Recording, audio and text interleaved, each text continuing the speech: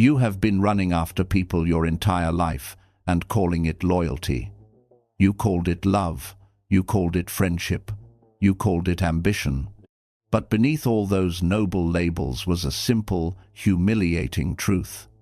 You were chasing validation from people who never intended to give it. Every message you sent first, every apology you offered for things you did not break, every time you shrank yourself just to keep someone from leaving, that was not connection. That was surrender. Most men never realize how much power they lose by chasing. They think persistence makes them admirable. They think availability makes them valuable. They think that if they just try harder, give more, tolerate more, someone will finally recognize their worth. But Machiavelli observed human nature without illusions, and he discovered something brutal. The man who chases signals weakness, and weakness invites exploitation. In courts and kingdoms, the prince who begged for alliances was treated as disposable. The prince who pursued approval was seen as insecure. But the one who withdrew his pursuit, who let others come to him, who made his presence scarce, that was the man others feared losing. Because scarcity creates value, abundance creates neglect. Tonight, you learn the reversal that changes everything. You stop chasing, and the world rearranges itself around your stillness. Machiavelli watched men destroy themselves trying to be liked. He saw rulers spend fortunes trying to win public affection, only to be overthrown by the very crowds they tried to please. He concluded that people do not respect those who chase their approval. They respect those who do not need it. Because when you chase, you communicate desperation without saying a word. You tell people that their attention is more valuable than your dignity. You tell them that losing them would devastate you. And once someone knows that, they control you. But the moment you stop chasing, something unsettling happens inside the minds of those who were used to being pursued. The script flips. The hunter becomes uncertain. The one who was comfortable becomes anxious. Silence enters the space where your effort used to be, and silence forces them to confront a terrifying question. Why did he stop? Human psychology cannot tolerate unanswered questions. We are wired to seek closure, explanation, resolution. When those things are denied, the mind begins to spiral. They replay every interaction, searching for the moment they lost you. They analyze your last words. They wonder if you found someone better, something better, a life better that no longer includes them. You did not punish them. You simply withdrew. But withdrawal feels like punishment to those who depended on your pursuit.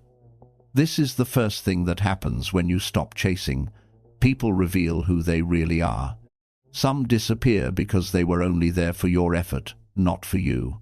Some panic because they realize they took you for granted.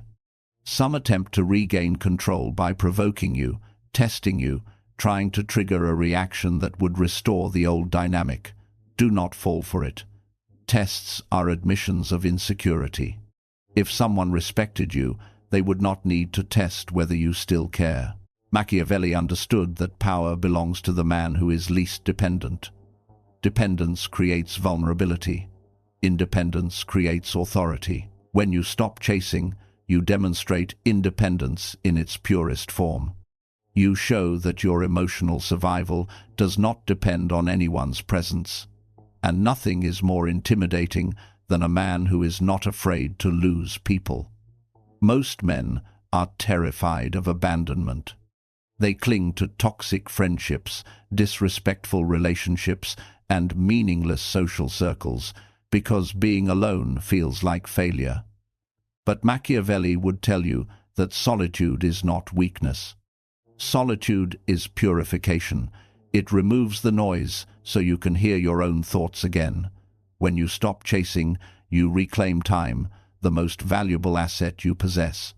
Time that was once spent waiting for replies, overthinking conversations, trying to impress people who were never impressed. That time becomes fuel for your growth. You start building instead of begging. You start observing instead of performing. You start becoming instead of convincing. This is why powerful men often appear distant. It is not arrogance, it is focus. They are not uninterested in people, they are uninterested in distractions. And here is the paradox that confuses ordinary minds. The less you chase, the more you attract. People are drawn to mystery. They are drawn to those who seem complete on their own.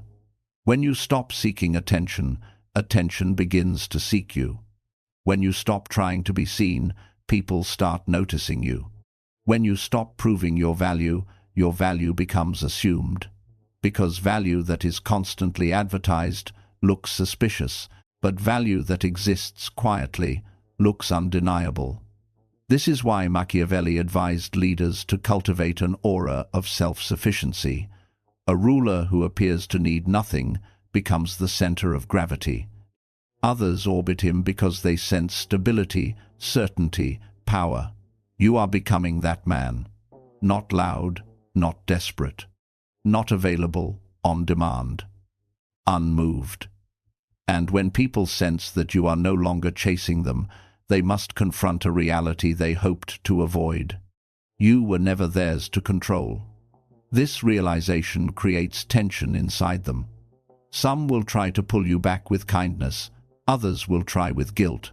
Some will attempt to provoke jealousy, others will play the victim, hoping your empathy will drag you back into pursuit.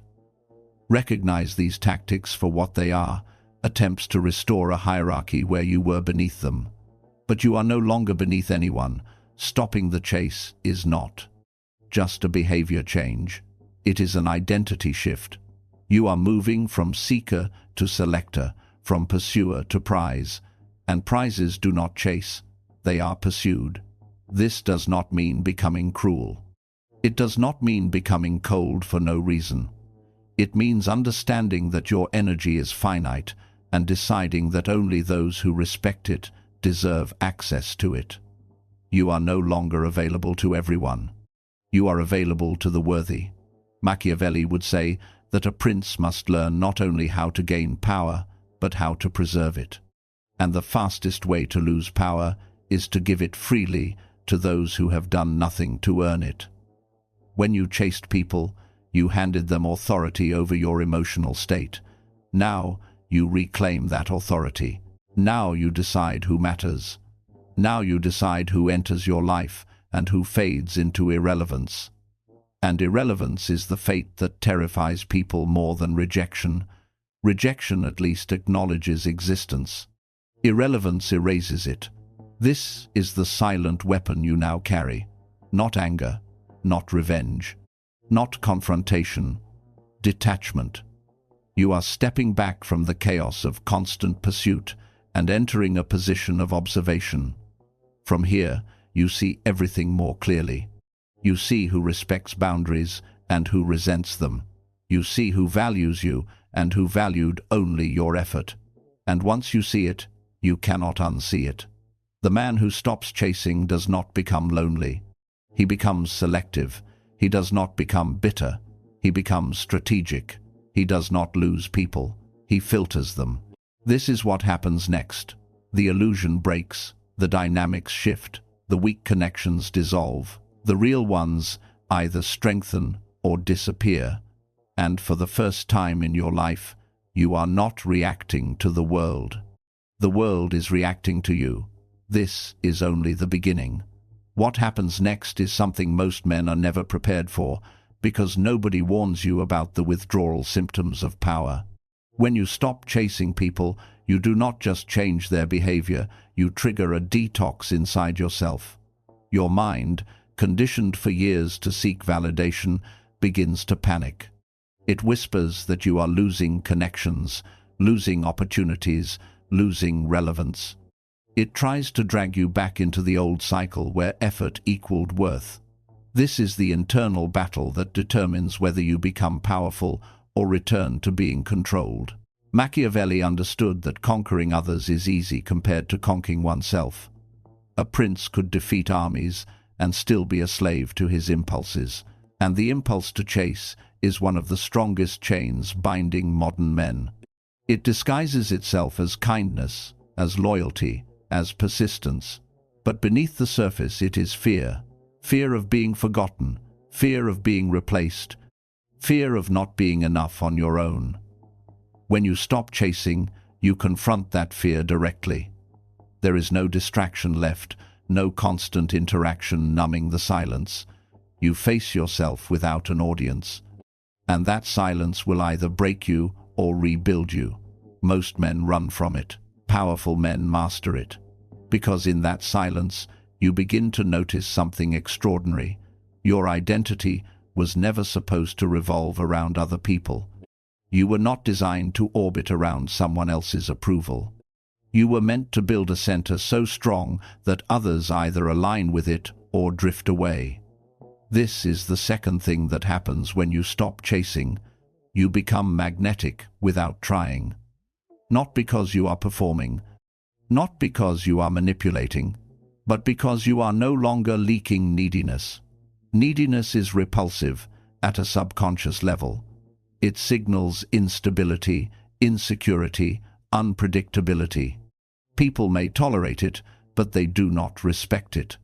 Calm self-sufficiency, however, commands respect instantly.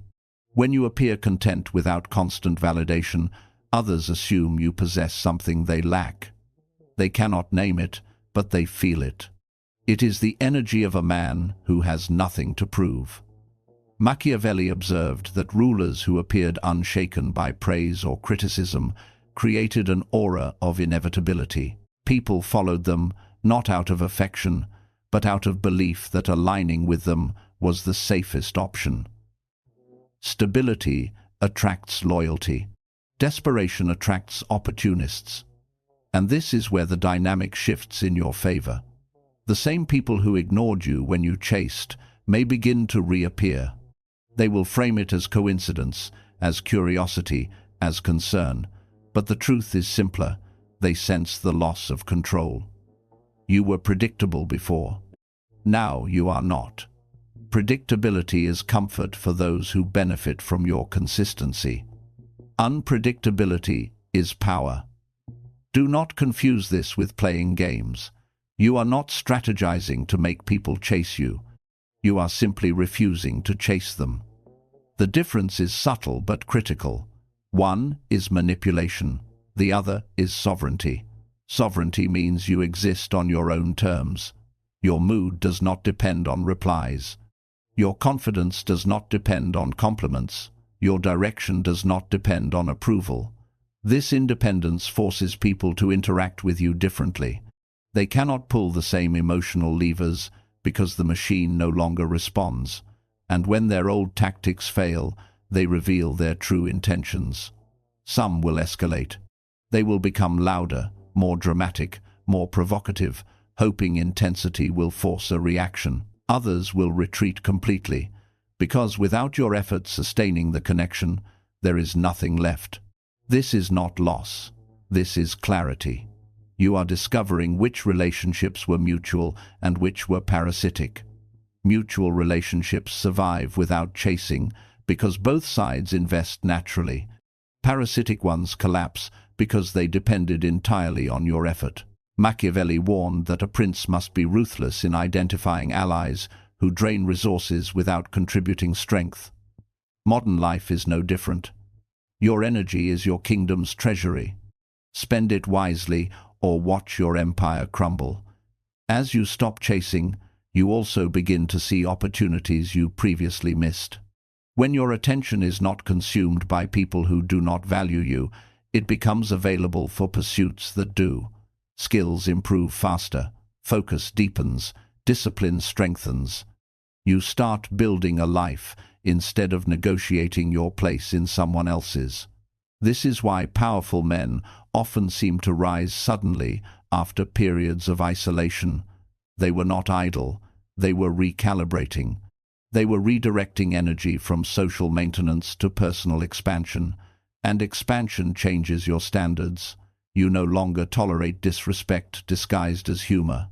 You no longer entertain conversations that lead nowhere. You no longer invest in people who show no interest in investing back. Your time becomes too valuable to waste on low-return interactions. This is when people accuse you of changing. They are correct. You are changing from accessible to selective, from reactive to deliberate, from dependent to autonomous.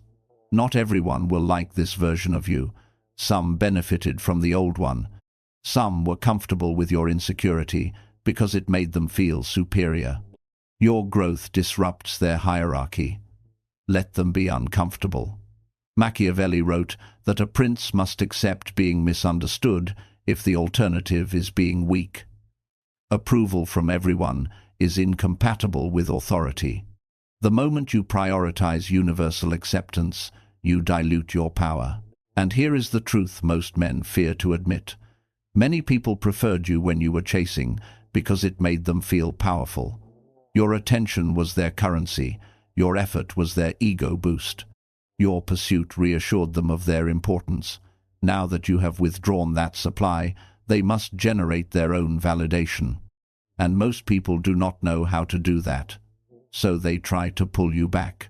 Resist the urge to return out of nostalgia.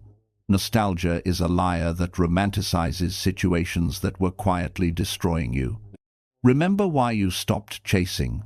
Remember the exhaustion, the imbalance, the silent resentment that grew every time your effort was taken for granted. You are not losing history. You are escaping repetition.